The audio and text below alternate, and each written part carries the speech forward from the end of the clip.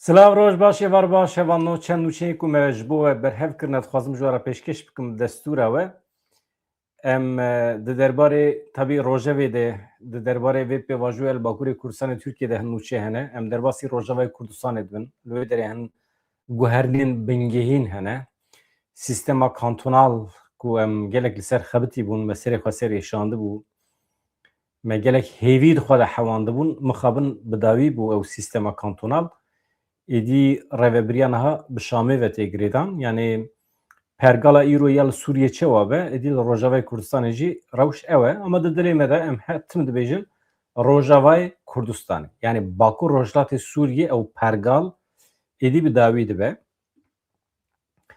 Em biçin Bakurê me Bakurê Kurdistanê li wê derê rewş çawa ye ev pêvajo çawa şekil digire. Hevan Dem Partî niha ji bo yasaya pêvajoyê dest bi hevdîtinan dike.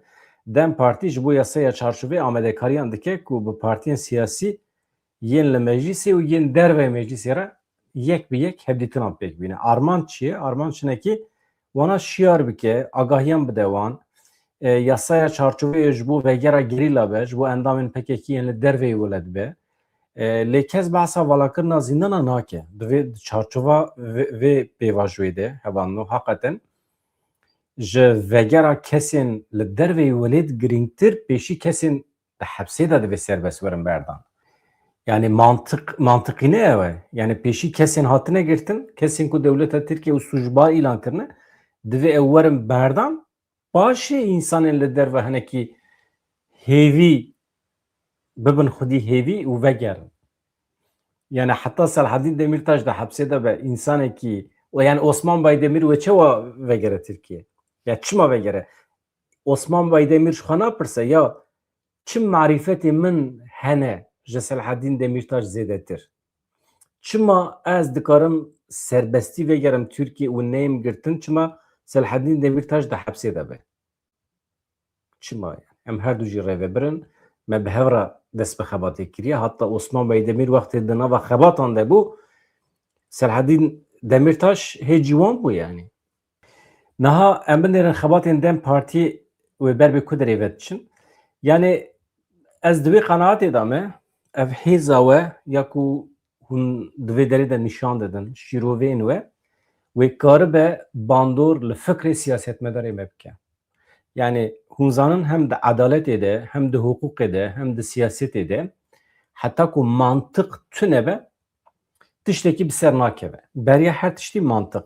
İnsanên me heta ku li zindanên dewleta Tirkiye girtî bin. İnsanên derve çawa dikarin vegerin. Mantık tê de heye bibêjin. Tune ye. Hevanna.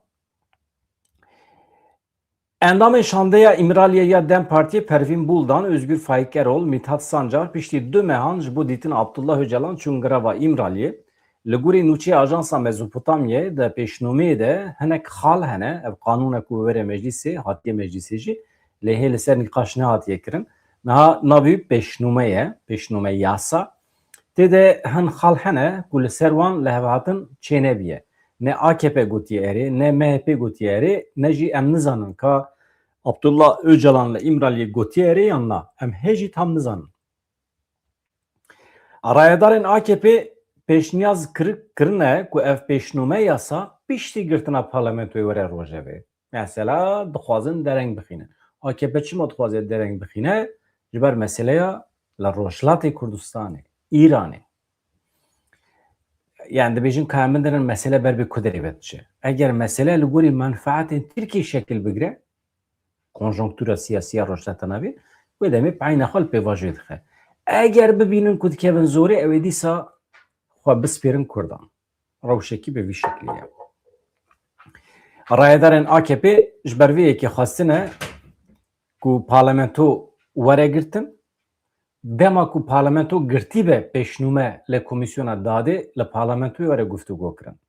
Li belê piştî hevdîtinên bi partiyên siyasî re dema xebatê ya fermî ya parlamentoyê heta 31 tîrmehê hat dirêj kirin. Ji vê derê me 7 roj. Serokê parlamentoyê Numan Kurtulmuşî di daxuyaniya xwe de anî zimên ku parlamento bê navberdayînê ve xebatê xwe li ser yasaya pêvajoyê bimeşîne. Kurtulmuş diyar kir ku ve peşnume yasa haftaya peşiyame peşkeşi serokatiya parlamentoyu vere kirin pişrajî li komisyona dadê wê were nîqaş kirin. Xuyaye tenê komisyona dadê wê nekeve tatilê yedin ve hemî biçin ji xwe re kêfa xwe binêrin nava havînê de. Tam divê demê de ku meseleya me ya sed salî çareser dibe. Qaşo Devleta Tirkiye ji xwe xwedî ne xwedî wê mantiqê ku vê dawa mezin hal bike meselekî din ew. Kurtulmuş balkişan ser rojên sî-sîyekê tîrmehê eşkere kir ku wekîlên serokên Komên Partiyan di nava xwe de li ser detay li ser hûrgiliyên pêşniyaza yasayê bixebitin wê bigihêjin qonaxekê. Dem Partî jî wê bi partiyên din re rûnê naveroka hevdîtinên li Îmraliyê ji partiyên siyasî re ragihîne. Dem Partî wê çi koma partiyên ku komê wan li parlamentoya hene çi partiyên ku komê wan ne li parlamentoya hene bi hemiya re yek bi yek hevdîtinê pêk bîne. Di encama van hevdîtinan de jî wê şiklê dawî bidin pêşnûmê. Pêşnûme wê bi îmzaya hevpar ya partiyên di komisyonê de yan jî partiyên cuda ew ê werin îmzekirin. AKP jî MHP jî wê îmze bike pêşkêşî serokatiya parlamentoya bike. Di vê derê de tişta ku em dikarin ji xwe bipirsin hevano mutabaqat hevkarî li hevkirin bi partiyên Bakurê Kurdistanê re jî tê kirin yan na. Pêvajo herî zêde bandorê li Kurdan dike. Biqasî ne deh partiyê me siyasî hene li Bakurê Kurdistanê. Çawa ku em diçin partî piçûk miçûk ê Tirkan dibînin bu an re rûdine Dem Partî divê beriya hemî partiyan biçe cem partiyên Kurdistanî yên li Bakurê Kurdistanê. Bu an re rûnê fikra wan bigire, fikra wan jî bibe parlamentoya. Ji ber ku ev partiyê ku em behs kirin ne parlamentoya ne. Mühîm e yani. Heta saziyên din yên sivîl jî. Bila ev mijar bimîne vê gavê em didomînin şandeyekî Wezîreta Xwendina Bilind ya Hikûmeta Vêguhê serdana zanîngeha Rojava kir. Destêya Rêveberiya Zanîngeha Rojava îro li bajarê Qamişloyê pêşwaziya şandeyekî Wezîreta Xwendina Bilind û Lêkolînên Zanistî ya Hikûmeta Vêguhê Ziya Şamê kir. Destêya Rêveberiya Zanîngeha Rojava li gel hejmarekî endamên Meclîsa Zanîngehê û Destêya Perwerdeyê ya Herêma Cizrê pêşwaziya şandeya Şamê kirin. Ev şande jî bi serokatiya Wezîrê Xwendina Bilind û Lêkolînên Zanistî Merwan El Helebî bû. Serokatiya wî wî dikir. Serdan di çarçoveya serdanên meydanî de pêk hat. Armanca wê ew e ji nêz ve rewşa akademîk, rewşa rêveberiya vê pêvajoyê ji nêz ve bişopîne ka ew ê her wiha bibînin astiya perwerdeyiyê çi ye, zanîngeha Rojavayê Kurdistanê, zanîngehê din armancê wan çi ne, di kîjan astî dane bawayê ilmî. Yani di bawayê ilmî ji Şamê baştirin. Yo çi komedî, hakikaten komedî. Yani ev çetên meteyên me ê dû ku êrişê me dikirin tê însanê me direvandin îro bûne xwedî zanîngeh li Sûriyê li Şamê îja radibin qirewat dixin stûyê xwe tên Rojavayê Kurdistanê asteya zanîngehê me lêkolîn dikin îja biryar didin ka zanîngehê me di wê astê dane ku em bikaribin hevkarî bikin yan na. İja ew ê biryar bidin, îja em hemî dicerifin, îja em li bendêne ku ev çeteyên me biryar bidin ka wê perwerdeyiya me bi Kurdî be, ne bi Kurdî be. Ev çeteyên me wê biryar bidin ka dîplomê me wê derbastar bin yan na. Ez bawer nakim bi van şîroveyan em moralê milletê me xirab bikin, baştir e merû tevdîra xwe bigire, merû biryara xwe bide û merû rastiya xwe bibîne. Merû hevûdû nexapîne. Rojavayê Kurdistanê aniha bi pergala xwe ya siyasî ve bi pergala xwe ya aborî ve îdarî ve eskerî ve bi Şamê ve hatiye girêdan. Qismekî qesedê maye ez ê nûçe ji we re pêşkêş bikim, qismekî qesedê maye ew alîkarî digire ji Amerîkayê. Ew jî sebebê wî çi ye tam nayê zanîn. Yani hêjayê merûv şîrove bike. Ez ê rojekî li ser bisekirim mîvanekî ku haya wî ji meselê hebe ez pir dixwazim ku qal bike çima Amerika di sala 2027 de ji qesedê re bütçe veqetandiye. Halbuki Tom Barak û hin rayedarên din yên Amerîkayê gotibûn misyona qesedê bi dawî bû. Ne wisa me hemyan bihîst. Em dibînin ku misyona qesedê bi dawî nebiye. Amerîka hêjî li ser biryara xwe ya hevkariyê ye. Hevkariya xwe ya bi qesedê re didomîne. Yani ji bo çi? Tekoşîna li hember Daişê. Ji bo vê jî bütçe veqetandiye. Tiştekî gelekî baş ya din jî heye ji pêşmerge re jî bütçe veqetandiye. Yani hem ji qesedê re hem ji pêşmerge re pere veqetandiye. Pereyekî pir ciddî ye. Çima? Tam di vê demê de ku nîqaş tê kirin hevanna. Li Iraqê hemî komên çekdar dawî li xwe tînin, xwe fesih dikin ji walê radibin. Di vê demê de Amerîka ji pêşmerge re bütçe vedqetîne. Vaya tiştekî mühîm e. û tam di dewrekê wisa de ji qesedê re bütçe vedqetîne. Xuya tiştekî heye. Yani ez bi xwe naxwazim şîrovê bikim ji ber ku meselên eskerî ne, meselên îstixbaratî ne, Amerika ji qesedê re bütçe veqetandiye hevkariya xwe yani tifaka xwe ya di şerê li hember Daişê de heta dawiya sala 2027 dirêj kiriye. Vaya tiştekî xêrê ye, tiştekî baş e. Şam hikûmeta Sûriyê ne xwedî wê kapasîteyê karibe li Rojava perwerdeyî Erebî bide dest pê kirin. Ne mamosteyê wan hene, ne profesörê wan hene. Ne ew hazirin karibin müdaxaleyên zanîngehê me û mektebê me bikin. Ew hêza wan tune ye. Ji ber vê di sala 2027 de mecbûrin destûr bidin ku perwerdeya me salekî jî bajo bi Kurdî. Ez wisa texmîn dikim. Veya ne nayê manê ku ji me hez dikin. Kadroyê wan tune ne, ê Şamê tune ne. Hêz û quweta wan tune ne müdaxaleyê me bikin. Niha rêveberên Qamişlo dêrek Çilagay hatin pêşwazî kirin. Ev çima em dibêjin rêveberên Qamişlo dêrek Çilaga, me heta niha rêveberên wan tune bûn. Hevan na. Rêveberên nû hatine tayinkirin ji aliyê Şamê ve. Ev însanê ku em behs dikin êdî bana walî qaymeqamên Şamê ne.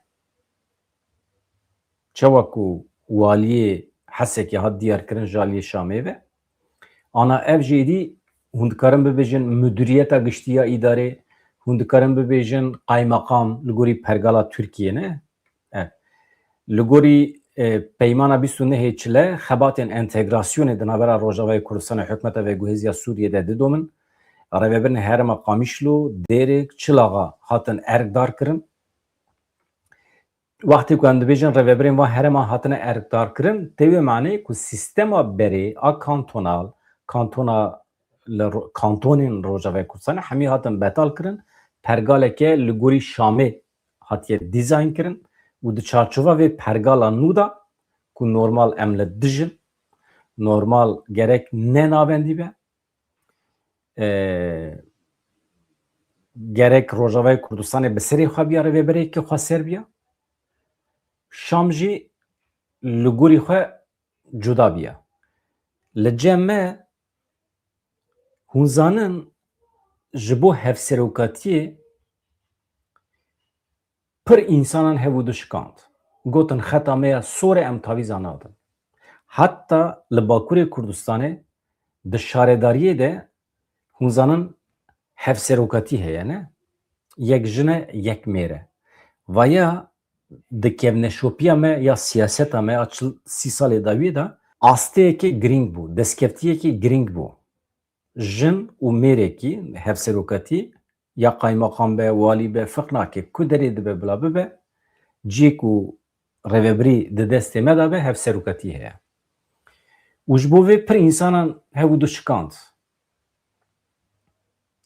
Pir şaredarê me ji kar hatin avêtin. Birin disiplînê. Çima? Sif ji ber ku ji hevserokatî re riayet nekirine, hürmet nekirine. Bi vê hencetê. Ji kar hatin dûrxistin û hatin rencîdê kirin, piçûk hatin xistin. Ne wisa? Numune bidim. İcab nakê numune bidim ji ber ku serê min jî ji ber êşiya. Aniha li Rojavayê Kurdistanê Ve pergala hevserokatiyen buha tune dikin. Tune. An her biçin Rojavayê Kurdistanê sistema hevserokatiye ez hêvî dikim ez şaş bim. Ez hêvî dikim şaş be. Sistema hevserokatiye bi dawî kirin hevalên me. Anha pergala Şamê li wê derê walî, qaymakam tayin dike û ew birêva dibe. Ev walî, qaymakam Kurd e, Ereb e, ji bo min feq nake ji ber ku hemî însan in. A muhîm însanek baş be. Ez nabêjim îlla Kurd be. Yani Kurd be û ji Şamê re bixebite ji bo mana wî tune ye. Yani mîna ku waliyê Heqariyê Kurd be, ne Kurd be ji min re çi yani? Wextê ku sistema dewleta Tirkiye be. Wextê ku di bin dagirkeriya dewleta Tirkiye de be. Aidiyeta wî ne mühim e. A mühim ji kîjan siyasetê re xizmetê dike. Ji kîjan paytextê re, yani girêdayê kîjan paytextê ye. Mesele ew e. Kurdayetî mühim e. Kurdayetî bawekî rêvebirî îdarî mühim e. Ne weke şexs. Ji ev însanên me, tabii rêz û hurmetê me hene ji bo wan, suçê wan ne. Yani rêvebiriyên Herêma Qamişlo dêrek Çilaxa hatin erkdarkirin ji aliyê Şamê ve li tevahiya Sûriyê weke yekem jineke Kurd bû rêvebira Herêma Qamişlo ye. Yani mesela acayip ve ana bi tiştên wisa piçûk em pesnê xwe didin binêrin li tevahiya Sûriyê min ev nûçe ji ajansekî me girtiye ha. Li tevahiya Sûriyê yekem care jineke Kurd dibe rêvebira herêmekî. Ya 14 sale jinên Kurdan rêvebirin, şervanin. Cara yekeminekî çeteyên li Şamê wezîfeyekî dabin jinekî Kurd veya hûn nikarin pê pesnê xwe bidin. Ya tiştekî wisa nabe ya mantık tê tune ya. Ya aybe ha. Ya hinekî îdara xwe rewa bibînin. Rêvebiriya Rojavayê Kurdistanê di çavê me Kurdan de ji rêvebiriya Şamê rewatir e. Ew rêvebiriya Rojavayê Kurdistanê erkekî dabe jinekî ji bo me rewa ye, meşru ew e. Çeteyên li Şamê wezîfe dabin kî ji bo me ne mesele ye. Bûyî em nikarin bêjin li tevahiya Sûriyê cara yekem jinekê Kurd bû rêvebir. Yo mir aciz dibe ya. Rêzdar Cîhan Saîd Hesan bawekê fermî weke rêvebira Herêma Qamişlo dest bi karê xwe kir. Da diyarkirin ku wê deriyê wê ji her kesî re vekirî be. Çawa deriyê wî ji her kesî? Tabii ki vê dibe yani. Deriyê wî vê dibe çi yani? Di heman demê de jî Şêro Mihemed Şêro weke rêvebirê Derikî, Xalid İbrahim Salih jî weke rêvebirê Çilaxa bawekê fermî dest bi karê xwe kirine. Li ser xêrê be lê ev demboriye ji we re bêjim Rojavayê Kurdistanê wê xweser be wê vegere ser rewşa xwe ya berê ew ê girêdayê Şamê nemîne ev çeteyên li Şamê ne mümkün e bibin xwedî wê kapasîtê ku karibin dewleta Sûriyê bi rêve bibin. Ne mümkün e. Hêz û quweta wan têrê nake. Evan. û ji kerema xwe re pesnê xwe jî nedin. Jinekê Kurd hatibe erkdarkirin ji aliyê çeteyên Şamê ve veya ne marîfetekî ye. Tirkiye û Sûriye li ser vekirina deriyê Nisêbîn Qamişloyê li hev kirin.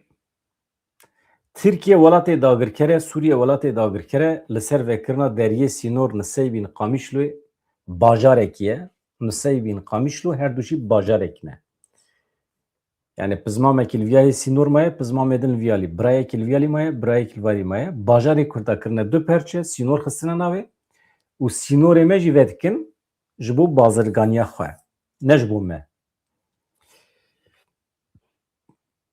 14 salin dewleta Tirkiye deriyê Sînorê Nisêbîn Qamişloyê girtibû. Heta ku ev çete hatin ser hukm aniha derî ve dikin. Hemî di nava hevkariyê de ne. Veya ew e ya bêbextiyekî pir mezin e li milletê Kurd. Yani kontrola deriyê Sînor divê bikeve destê Kurdan. Hem li Nisêbînê hem li Qamişloyê. Yani şertê pêvajoyî jî divê ev be. Nisêbîn ji aliyê Kurdan ve divê were rêvebirin. İdara wê derê kontrola deriyê Sînor. Ma çima dewleta Tirkiye bawerî bi me nayîne. Çıma devleta Türkiye diçe zaroken Afyonê, Mafyonê, Qirşehirê tîne li nisêbîn etike wezîfedar li ser navê devletê çima bawerî bike çû xortên me ên saybînî nayîne ku deriyê sînor kontrol bikin. Çima? Devleta ku bawerî bi hemalatiyê xwe neyîne. Çawa em dikarin bawerî pê bînin pê re pêvajî birêve bibin? Mana hemî divê merû nîqaş bike. Devleta çeteya Şamê çima dibêjim devleta çeteya Şamê? Heta ku dewletekî ji ber kirinên xwe ji Kurdan lêborî nexwaze, efû nexwaze di çavê me de çete ye. Tu kengî ji çetecîtiyê dûr dikevî, kengî ku tu tobe dikî. Xetayê xwe, kemasiyê xwe qebûl dikî. Wê demê temam dibêjim. Van însana tobe kiriye, êdî ne çetene.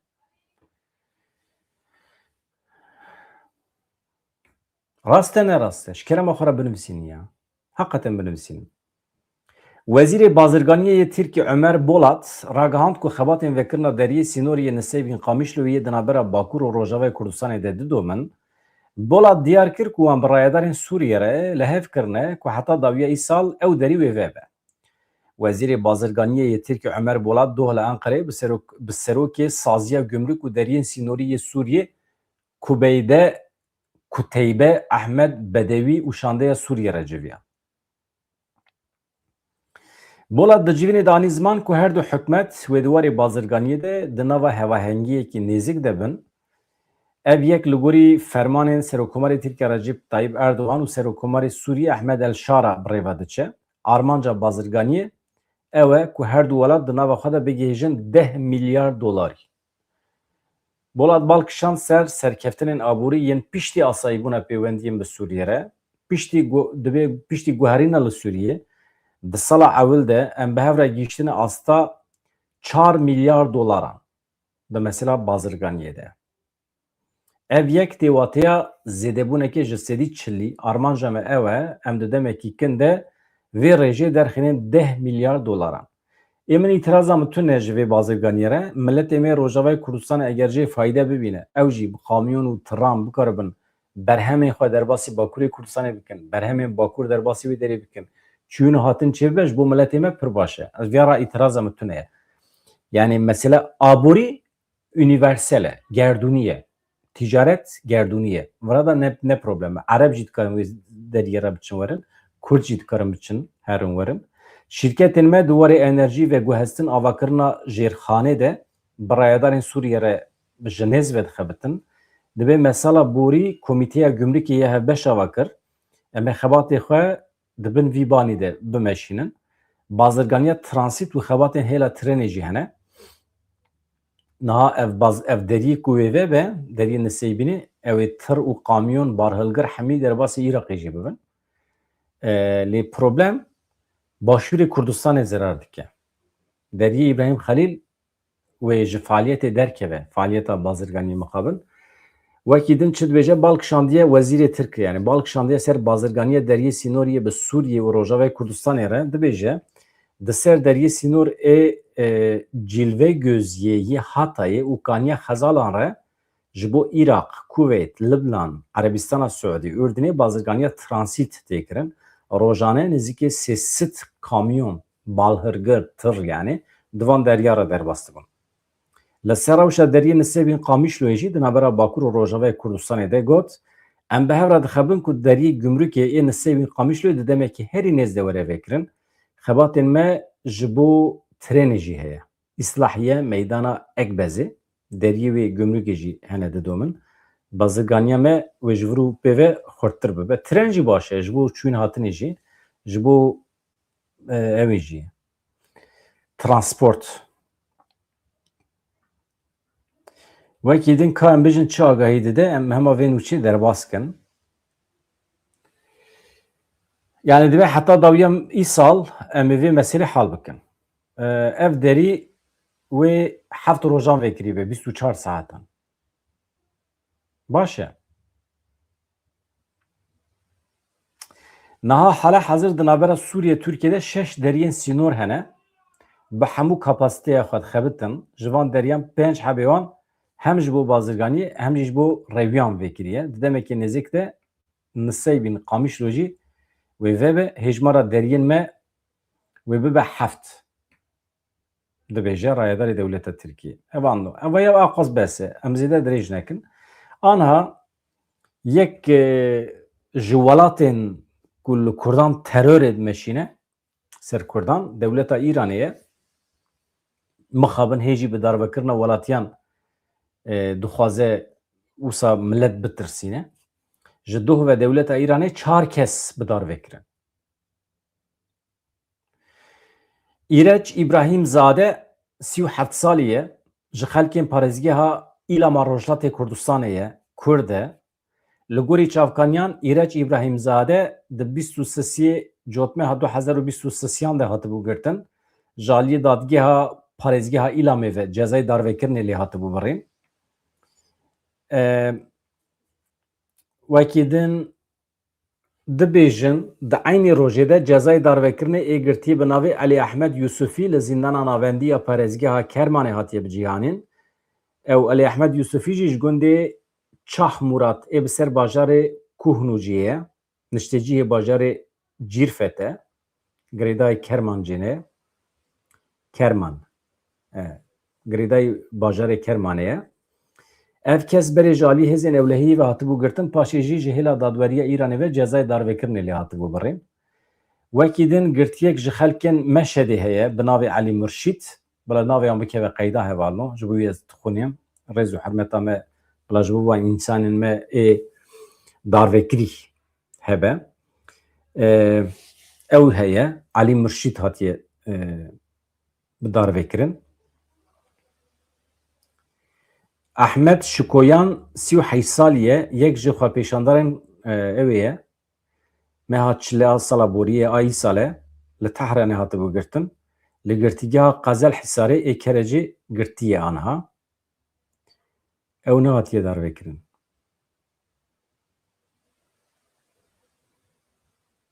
Ew jî cezayê darvekirinê lê hatiye birîn lê hê nehatiye darvekirin. Hevan no em bidomînin bi nûçeyên di dorê de.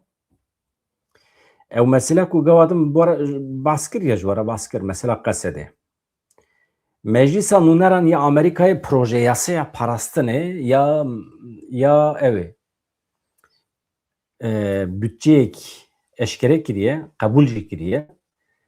Trilyon û 105 milyar dolar. Yani 1000 milyarî zêdetir pere. Hatiye veqetandin tenê ji bo bütçeya parastinê. Ji bo çek û silah, ji bo êrişê ser Îranê, ji bo êrişê ser Venezuelayê, ji bo alîkariya Qesedê. Yani trilyon û 105 milyar dolar. Di bütçeya parastinê de maddeyên li ser Îranê, hêzên peşmergeyan, Qesedê, Iraq û Sûriye balê dikişînin. Yek bi yek ez ê behs bikim. Ava nûçeyekî girîng eşkerema xwe re baş guh bidine. Çima Amerika hewce dibîne pere bide Qesedê û peşmerge.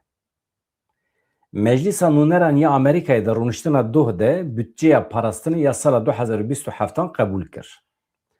Ev proje yasa bengeha daxwaza Pentagonê ye 1.5 trilyon dolaran lêçûna parastinê ye. Mesrefên ji bo parastinê ye. Çek û silah. Hevan no 1.5 trilyon biçûk xuya dike ama 1000 caran milyar yani. Dixwazim were femkirin. Pir perekî zêde. Yani ji bütçe 10 welatan zêdetir e. Bütçeya giştî a Tirkiye jî zêdetir e. Proje yasaya deshilatê tamam me gotibû rast e. Tê pêşbînîkirin ku 305 milyar dolarên mayî ji bo rewşên awerte werin veqetandin. Yani qismekî ji bo bütçe, qismekî jî ji bo rewşên awerte. Proje yasa bi 216 dengên erê bi 212 dengên na hatiye qebûl kirin. Hema nîvên nîv hatiye qebûl kirin ha. Para Qesedê heye, para peşmergeyan heye ve bala dikişînin ne? Proje yasa destnîşan dike ku piştgiriya Amerîkayê ya ji bo hêzên peşmergeyan ên Herêma Kurdistanê ji şertên bütçe yên li ser Iraqê cuda ye. Çünkü Amerika bütçe ji Iraqê re jî veqetandiye lê bi şert. Şertê min hene. Dibe tu gerek hemî rêxistinên çekdarî yên girêdayî Îranê bêçek bikî. Te eger çek û sîleh ji destê van rêxistinan girt, wê demê dibe ez peredim te. Lê pêşmerge çawa ku di çarçova Iraqê de ye, normal gerek ew şert li ser pêşmerge jî hebe. Ama na, Amerika pereyekî cida dide pêşmerge. Vaya tiştekî baş e. Vaya tiştekî din jî nîşanê me dide. Heta niha me çi digot? Me digot gelo ev projeya bêçêkirina rêxistina pêşmerge jî digire nava xwe nagire nava xwe. Em vire dibînin ku nagire nava xwe, pêşmerge hêzek dewletê ye. Dewleta Kurdistan. Yani pêşmerge dibe artêşa dewleta Kurdistanê û Amerîka piştgirî dide vê artêşa dewleta Kurdistanê. We goterî her wiha piştgiriya ji bo hêzên Sûriya Demokratîk qesê de ya di çarçoveya tekoşîna li dijî Daişê de heta dawiya sala 2027 jî tê dirêjkirin. Alîkariya ji bo hêzên Sûriya Demokratîk qesê de hinek cuda ye. Weke perçeyekî artêşa xwe dibîne qesê de di tekoşîna li hember Daişê de yan bi vê bihaneyê, bi vê hincetê pere dide, em jî zanin ku Daîş Maîş li holê nemaye. Daîşa hey hemî bûn fermî hatin ser desthilatê. Ji aliyê din ve alîkariyên ji bo Iraqê bi şertê çekdanîna milîsan ve hatiye girêdan di proje yasayê de cezayên li ser teknolojî, pîşesaziya parastinê ya Îranê jî hatine xurtkirin. Bütçeya parastinê ku ji aliyê meclîsa nûneran ve hatiye qebûlkirin, çarçoveya polîtikayên parastinê yên Amerîkayê yên sala darayî a 2027 diyar dike.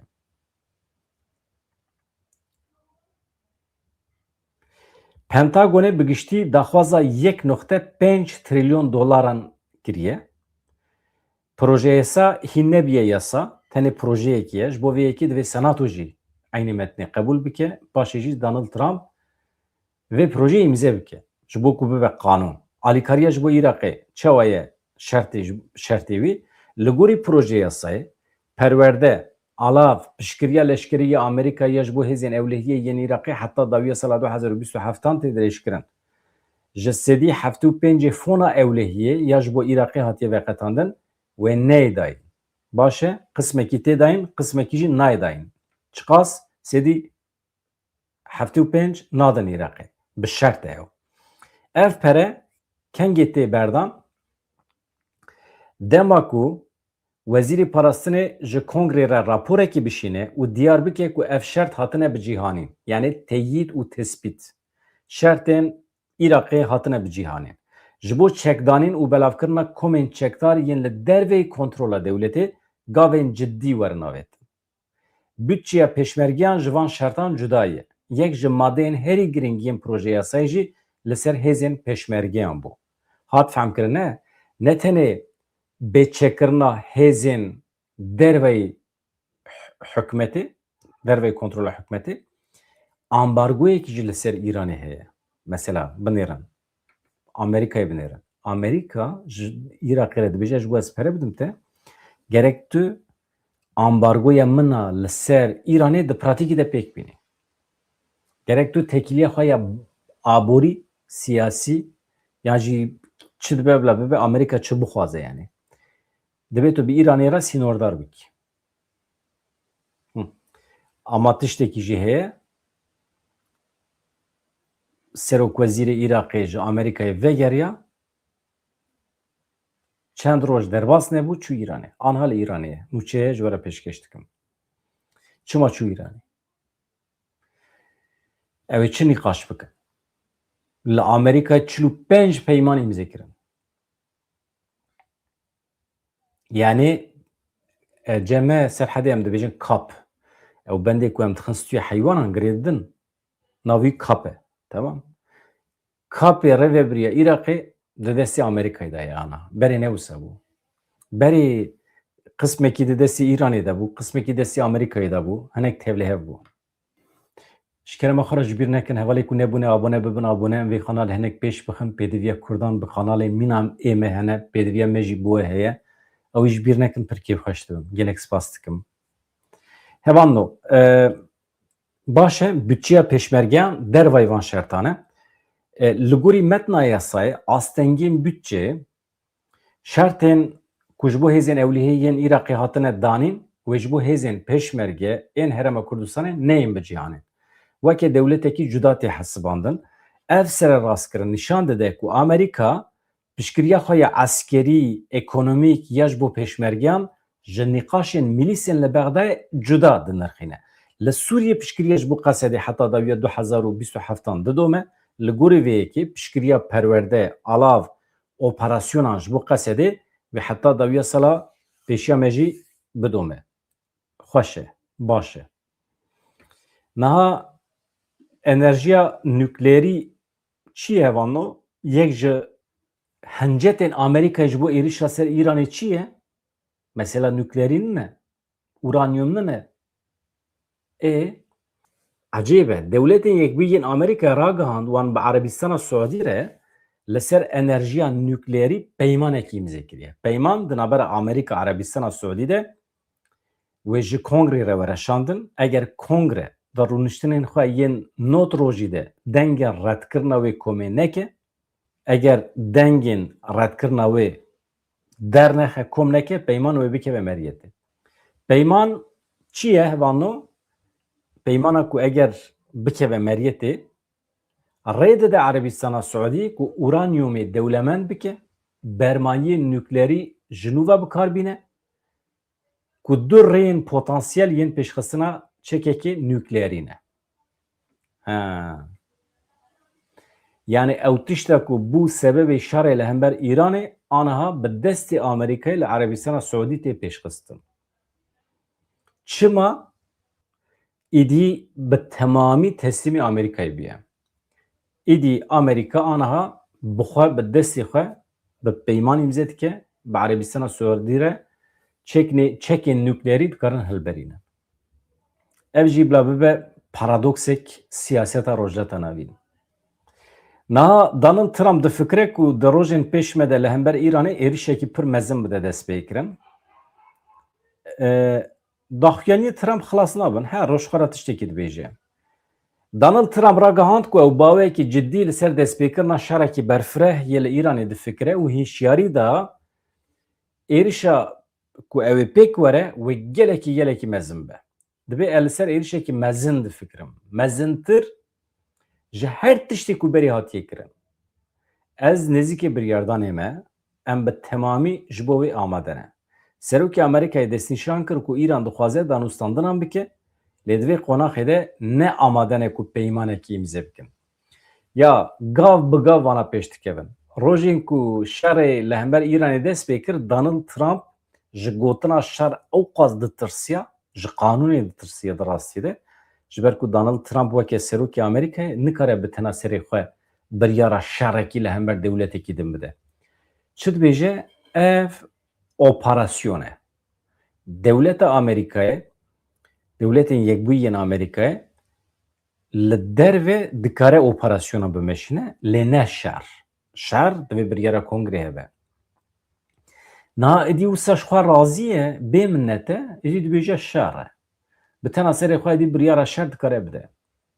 Donald Trump li keleka aloziyên tenga ve Hormuzê hişyarî da Husiyên Yemenê da zanîn ku eger Husî carekî din êrişê keştiyên li deryaya sor bikin, Amerîka ve Îranê berpirsiyar bibîne, İran û Husî wê rûbirûyê cezayên leşkerî ên gelekî giran werin. Ev meselên ku qewimîne bazara enerjiya cîhanî hejandine, petrol aniha gelekî babiye gihîştiye $100. Hakikaten jî bala we lê be eger hûn biçin ji erebeyê xwe re benzîn bigirin, fiyata benzîn ya vê heftê û ya beriya 2 hefteyan pir ji hev cuda ye, babûnekî pir ecêb şêbî ye. Donald Trump bi beyanatê xwe rê li ber bihabûna petrolê vê dike. Hevan hemî yani ev welatên rojhata navîn divê em rastiya wan bizanibin, divê em milletên bisulman ên bawermend jî rastiya xwe bizanibin. Hûn ez vêya serî de dibêjim, ji berî ve dibêjim. Nizanim ez hê ciwan bûm bîra me de bû. Binêrin. Pergala İslamê sistemekî wisa çê kiriye?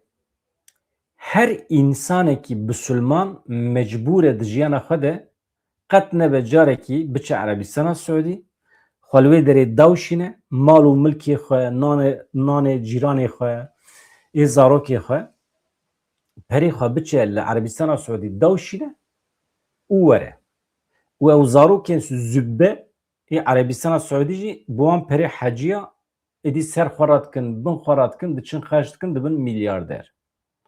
Niha pergalekî wisa çêkirine bifikirin her Müslümanekî di jiyana xwe de mecbûr e here xalwê derê dawşîne were. Perê ku bi kedekî mezin bi dest xistiye diçe de wan Suudiyan û tê. û belkî 100 kilometre wê de Yemen jî birçiya dimire. 5 milyon zarok Yemeniyan birçiyan dimirin. Hinek din wê de biçin welatên Afrikayê birçiya dimirin. û evek tune ya înisyatîfekî di nava Müslümanan da tune ye nabêjin ya em bütçeya heciyan em nekin para Suudiyan. Bila perê heciyan neçe ji Suudiyan re. Bila bikeve kaseyekî ew kasa li temamê welatên feqîrê Müslümanan wek hev were parvekirin. Ez ji cîwaniya xwe vê projeyê dibêjim. Heqede neketiye serê min. Ya hûn jî fikra xwe bibêjin baş dibe. Yani çerxek çêkirine ya heqeten ya. Divê çerxê de Müslüman tên dotin. Ya guneh guneh herî mezin eve. Yani çavê van dewlemendan, çavê van kapîtalîstan, çavê van perexuran li bêrika van însanê me ê feqîr ê li her derê dünyayê. Ya millet çêleka xwe difiroşe diçe heciya. Yani watiya çêlekî ji bo feqîrekî uzan çi qasiye?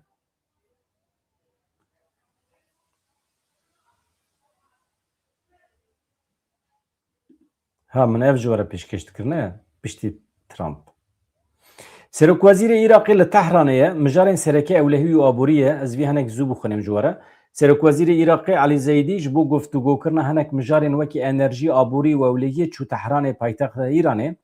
Hevan divê bala we li ser wê yekî be ku ev kes Elî Zeydî ji Amerîkayê vêgeriya paşî çû paytexta Îranê Tehranê.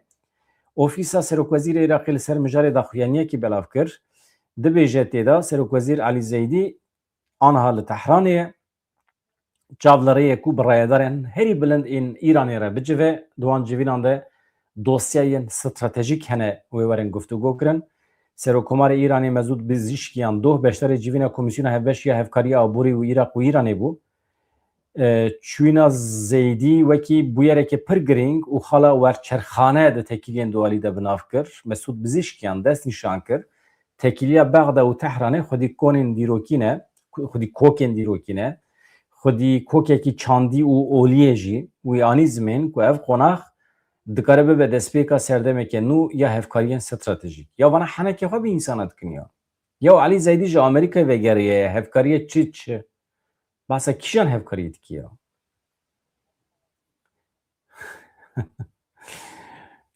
Siyaseta rojhilata navîn heqeten weke porê Ereban e. Hemî tev li hevin. Yan jî porê Afrikiyan bêjin. Serokkomarê Îranê bangê hemû saziyên welatê xwe kir. Ji wan xwest ji bo bicîhanîna peymanan û pêşketinên binesazî, bazirganî, hilberînê bi Iraqê re bi temamî di nava hevahengiyê de bin. Yani di civînên amadekariyê de hate destnîşankirin ku bê beşdariya çalak ya bazirgan û sektora taybet ya her du welatan pêşketineke aborî ya mayînde pêk nayê. Di vê naverê de berdevkê hikûmeta Iraqê Heyder Ebûdî mijarên serekeyên serdana Serokwezîr Elî Zeydî wiha rêz kirin. Guftûgokirina gaza ku ji Îranê tê hawîr dekirin yani îthalat li ser bingeha dabînkirina berjewendiyên aborî yên Iraqê, pêşxistina danûstandinên bazirganî, çareserkirina astengiyên duwarê veguhestin û tekiliyên darayî de, nirxandina dosyaya ewlehiyê, hewldanên ji bo kêmkirina alûzî û rageşîn li rojheta navê. Ev jî tiştekî bi vî şeklî ye. Êdî hat fehm kirin. Ê min welhasil Wezareta Veguhestine ya Almanya ragahand ku ve geçten asmani yendana bera Almanya u Suriye'de 27 tirmeye edi asayi bibin normal bibin. Ev nayve mani ku Almanya sibe düsbe hemen balafran dışine. Şirketin balafran dıdaviyede bir yardadın. Wezareta diyar kir ku rawşa evlehiye asmani ya Suriye baştır biye jbervi ekici ve aynı rojede kadehiye daketini vere rakirin. Bir yara destpêkirina geştancı ve li ser daxwaza şirketin frokevaniye bin. Ev peyman 23 tîrmehê li Şamê di navbera rayedarên Sûriye û balyozê Almanyayê hatibû imzêkirin. Ji bo veguhestina asmanî li gorî qanûnan niha ve li Sûriye û Almanyê 6 cih werin bikaranîn û Şam Berlin jî di nava wan de ye. Berdev her wihanî ziman ku di siberojê de yanî 27 tîrmehê şûn ve şirketên frokevaniyê wê bixwe biryarê bidin ka ew ê biçin Şamê neçin Şamê. Berlin wê ji bo veguhestina esmanî û avakirina jêrxana firokevaniyê tu alîkariya dareyî nede Sûriyê, pere mere nade Sûriyê, alîkarî nade. Ev pêngava nû wekî nîşaneya vegera aramiyê ye li herêmê tê dîtin. Yani her du alî jî li bendêne ku tekiliyên bazirganî jî xurt bibin. Yani Kurdê me Rojavayê Kurdistan eger hûn bixwazin biçin Rojava, êdî hûn dikarin biçin Berlînê yan jî Kölnê, Frankfurtê belkî Frankfurt. Li wê derê sar bin biçin Şamê eger tiştek neyê serê we. Şamê jî hûn dikarin biçin Rojava memleketê xwe êdî ku derê be. Ev jî tiştekî baş e. Lê çeteyên li Şamê eger pêşî li we negirin, eger çetecîtî nekin, istihbarata dewleta Tirkiye eger kontrola balafirgeha Şamê bi dest nexistibe. Ew jî heye. Di vê naberê de şîrketên firokevaniyê yên Tirkiye jî ku ji ber êrişê mûşek û dronan geştê xwe yên Hewlêr Silêmaniyê bi baweyekî demkî rawestandibûn, carekî din dest bi geştên xwe kirin. Rayedarekî balafirgeha navnetewî ya Hewlêrê beyan kir ku şîrketên firokevaniyê yên Tirkiye geştên xwe yên ber bi Herêma Kurdistanê ve êdî normal kirine ji ber êrişên mûşek û dronên Îranê hevdê tîrmehê ve şîrketên Tirkiye balafirê xwe dabûn sekinandin ber bi Hewlêr û Silêmaniyê ve. Ev jî tiştekî awertenin e, tişna be. Anha dî dest pê dike evan li gorî balafirgeha navnetewî ya Silêmaniyê, balafira Stenbol Silêmaniyê Pegasus saet 6:05 li Silêmaniyê. Ev dî saetê wan in, ez saetê wan ji we re nebêjim. Ji xwe kî bixwaze biçe Hewlêr Silêmaniyê li balafiran dikare binêre. Hevan roja darizandina Nikola Maduro jî hatiye diyar kirin. Ya çi qas ecêb e. Yek ji bûyerên balkêş hûn zanin dewlet heqê dewletekî tune biçe serokê dewletekî din bigire bixe bin çawa bibêje tu bazirganiya narkotîkê dikî. Yani heyet ne wisa ye. Saziyên edaletê yê navnetewî hene, netewî yekbûyî heye, dadgeha mafê mirovanî ya Ewropayê heye, dadgeha şer ya Lahê heye, dadgeha sûçê şer. Mehkemê mekanîzmeyekî navnetewî heye. Ya mekanîzmeyekî navnetewî heye.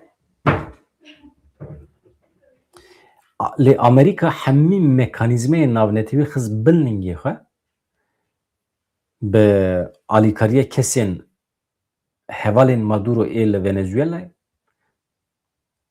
çend mirovê xwe li helîkopterê swar kir. Caracas, Maduro hevjîna wî girtin, helîkopterê swar kirin anîn Amerîkayê, anha derdixin pêşberî mehkemê.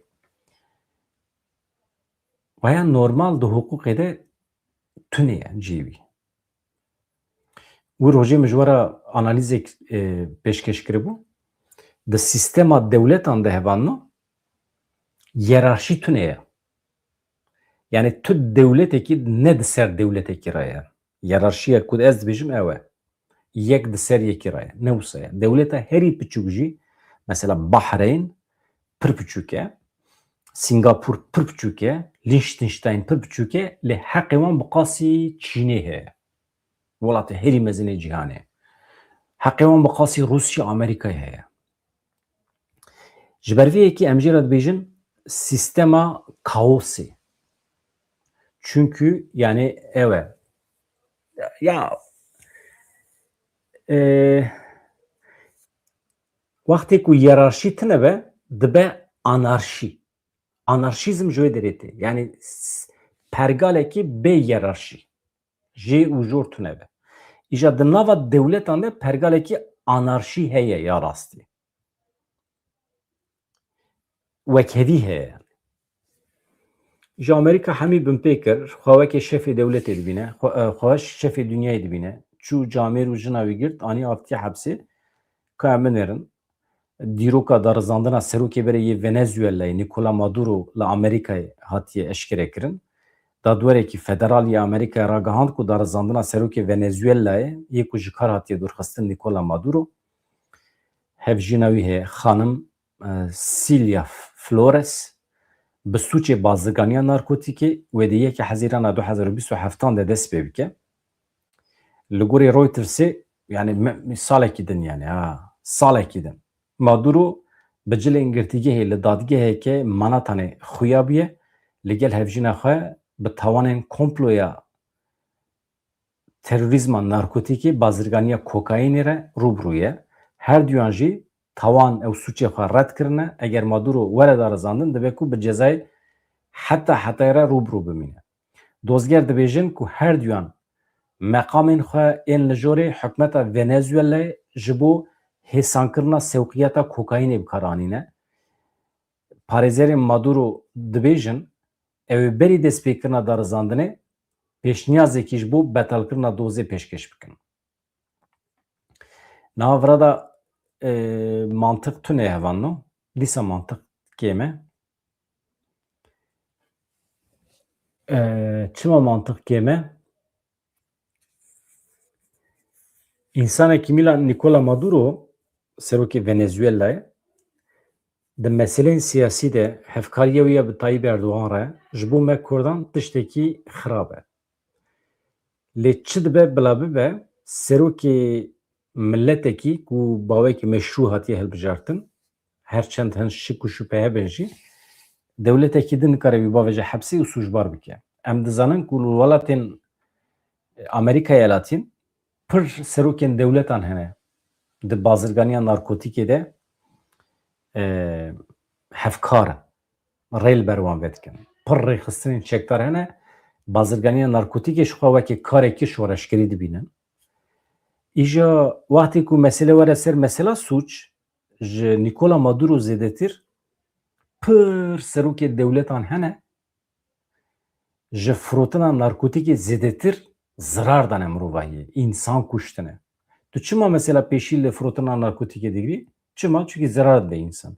Ya ew serokên ku diçin raste rast gule berdidin serê însanan, bombe davêjin nava zarokan, însanan dikujin, çawa dikarin însanekî din sûcdar bikin?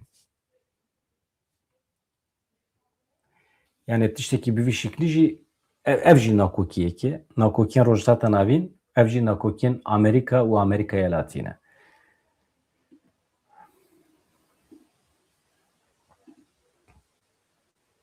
We ji me re gelek peyam nivîsandine mala we ava Firî Demirtaş, em Demirtaş bîr nekin. Heta ku Selaheddîn Demirtaş di hepsê da be hatina însanên me ê devê Tirkiye mana xwe tune yevan. Na.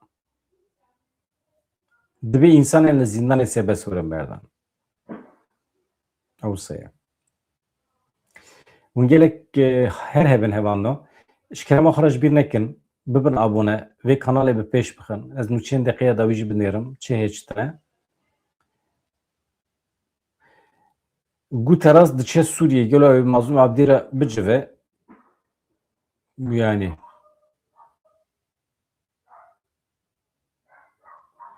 dicive nacive nizanim.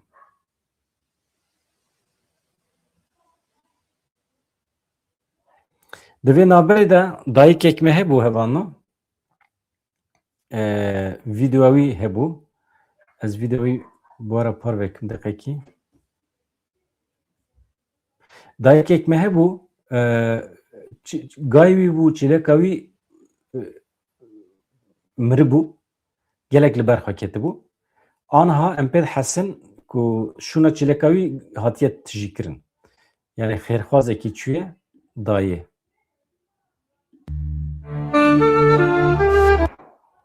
Dakiki ez müzik derxem ji ber mafê telîfê heye. Aha. Ga jî çêlek jî danê û ev dayika me çêleka wî miribû. Pir li ber ketibû. Li ser çêleka xwe dîgiriya şîn digirt. Niha xêrxwazan çûne. Şûna çêleka wî tijî kirine. Gayekî nû çêlekekî nû danê. Tiştekî bi vî şeklî ye.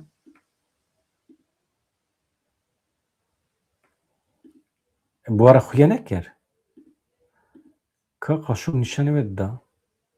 Ev e. Got belkî xuya bîye.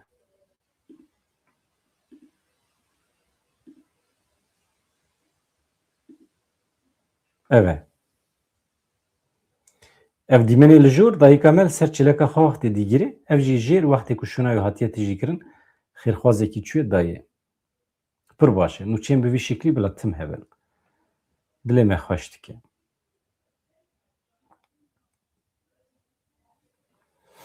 Bravo. Ez min nûçe dît wextê min şîna dayîka me dît epê ez jî hestiyar bûm pir li ber ketim. Lê aniha me dît ku mesele hal bûye. Ka em bidirin kî alîkarî daye. Li navçeya Geverê komeleyekî du çêlek û du golik diyarê aynê xaltika aynê kirine. Dayîka heft zarokan e. Piştî mirina çêleka xwe gelek rondîk barandibûn. Temame pir baş e. Serokê komeleya Dunyada Son Umut Onur Ekman çûye gundê wê û du çêlek du golik teslîmê wê kirine diyarî wê kirine. Mala wî ya va. Kî dibe bila bibe. Her hebî. Hevan no ez xatir ji we bixwazim. Mala we ya va hûn her hebin. Bibin abone ji bîr nekin vê kanalê bi pêş bixin bi hêviya rojên xweş azad dem baş hevan da.